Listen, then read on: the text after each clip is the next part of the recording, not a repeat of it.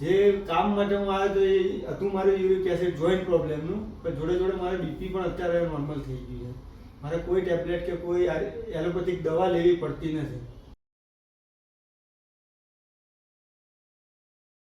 Hello everyone, મારું નામ છે ડૉક્ટર દિવ્યરાજ રાઠોડ.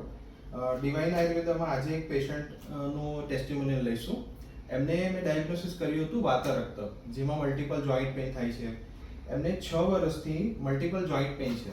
એન્કલમાં સ્વેલિંગ આવી જવાનું, ગમે ત્યારે પેઇન થવું, ડેલી પેઇનના પ્રોબ્લેમ છે જ એમને.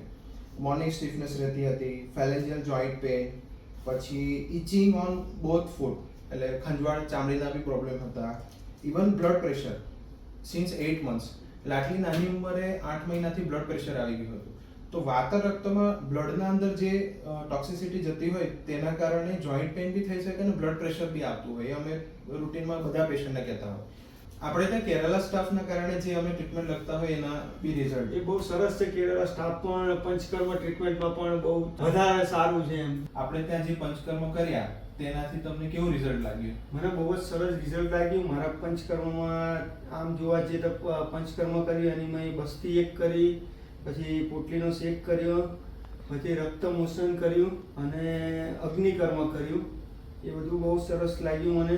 નસ્યકર્મ કર્યું, એ તો બહુ જ સરસ હતું. એનાથી મારો બધો કફ પણ નીકળી ગયો.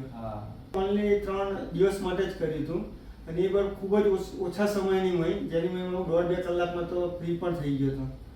એટલે 2 કલાકના 3 દિવસના સિટિંગથી આટલું ફાસ્ટ રિઝલ્ટ ડિટોક્સિફિકેશનથી મળી શકે છે. Thank you.